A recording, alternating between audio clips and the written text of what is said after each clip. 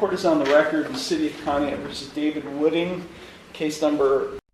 All right, pause. Right here this case starts quietly, but it already has a twist. A rental permit violation doesn't sound dramatic until you realize how long this allegedly went on. And trust me, the timeline is about to matter a lot. 25 CRB 391. On December 3rd, 2025, a complaint was filed with this court against Mr. Wooding.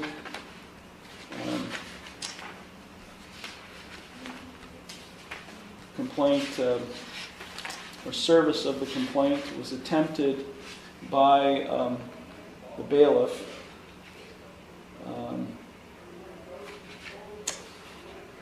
Apparently it was unsuccessful. The notes indicate on December 15th, Mr. Wooding called the clerk's office indicating he was aware of the December 16th, 2025 arraignment scheduled in this case and would be here. He never appeared. As a result, a warrant.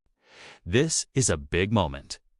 A warrant wasn't issued because of the rental issue itself, because the defendant didn't show up to court.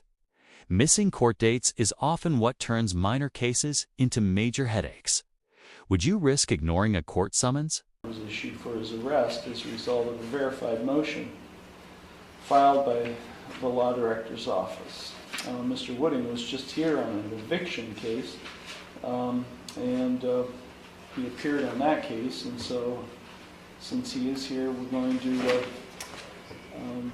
handle this case at this time. Mr. Wooding is present without counsel. Mr. Wooding, I'm going to read you your rights, so please pay attention to the rights I'm about to read to you.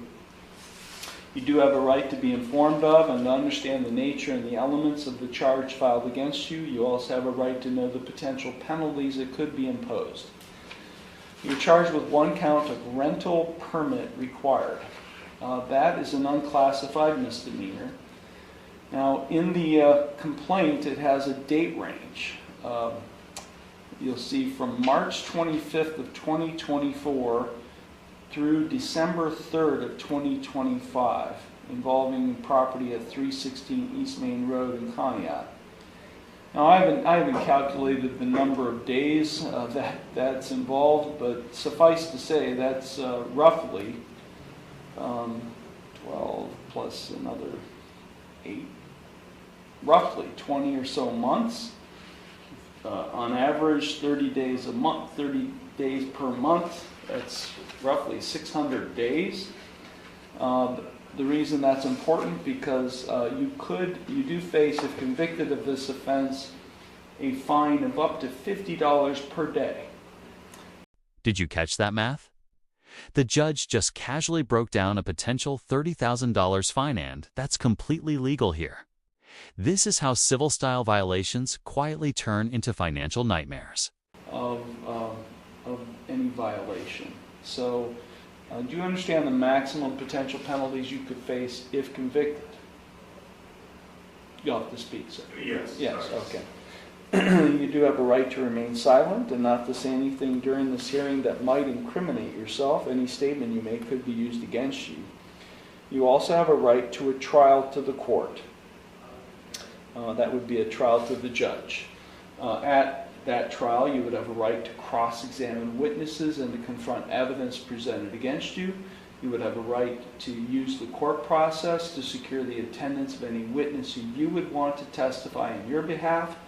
At that trial, you would have a right to be proven guilty beyond a reasonable doubt and a right not to testify.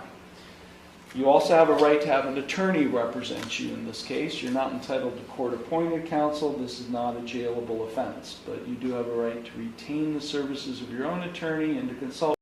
Here's an important legal detail most people miss, because this isn't a jailable offense. The court does not have to give him a free lawyer. That's why knowing your rights and the risks matters before you say a single word. With your own lawyer at your own expense. In this matter. You also have a right to a continuance of this initial appearance hearing in order to retain the services of your own attorney or to consult with your own lawyer. If you are convicted of this offense, you do have a right to appeal the conviction or sentence. That must be done within 30 days of the conviction, and you would be entitled to a court-appointed attorney in the Court of Appeals if you receive a jail sentence. I'm sorry, you're not subject to any jail sentence, so none of that applies. But you do have a right to appeal the conviction or sentence. That must be done within 30 days. If you plead not guilty today to this charge, I will set your case for further proceedings after today, and then I'll set a bond. A bond is set by the court to ensure your appearance at all future proceedings. And today you have the right to a reasonable bond. I have to tell you this. If you're not a citizen of the United States, you're hereby advised that conviction of the offense to which you could be pleading guilty or no contest may have the consequences of deportation, exclusion from admission to the United States, or denial of naturalization pursuant to the laws of the United States. Now, Mr. Wooding, you have 3 plea options that are available to you with respect to this charge. You can either plead guilty, not guilty, or no contest. If you plead guilty, that is a complete admission by you to the offense charged. If you plead guilty, the court will find you guilty, and then I will impose sentence. The second option is you can plead not guilty. If you plead not guilty, that is a denial by you to the offense charged, and as I said earlier, if you plead not guilty, I'll set your case for further proceedings after today, and then I'll set a bond. The third option is you can plead no contest. If you plead no contest, that is not an admission of your guilt, but it is an admission by you of the truth of the facts alleged in the complaint filed against you. If you enter a plea of no contest, this court will find you guilty, and I will impose sentence without any evidence being presented against you. However, the plea of no contest cannot be used against you in any later civil or criminal proceedings. So, Mr. Wooding, do you have any questions regarding the rights or plea options I've just explained? You said I could get a continuance for this? Yeah. You could if in order to retain an attorney to represent you or to consult with a lawyer. Yes, because I don't remember getting anything on my door or calling the court on, was it December? Yeah, so the bailiff on December 15th wrote the note that he called you. Because apparently, did you have a difficulty serving him or something? I don't think I was able to make it out to his address. Geneva. I was serving around here that day, Your Honor. But somebody called. Did he call here? Or? I believe when I got back to the office, I was told he called and was aware of it somehow. Yeah. And spoke with the clerk's office, was aware of the hearing, and that he will be here. So. This is actually a win for the defendant.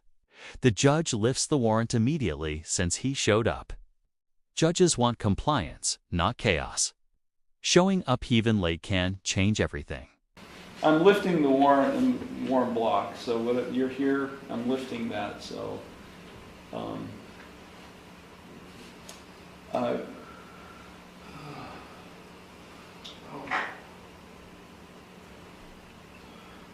guess I'll just plead no contest.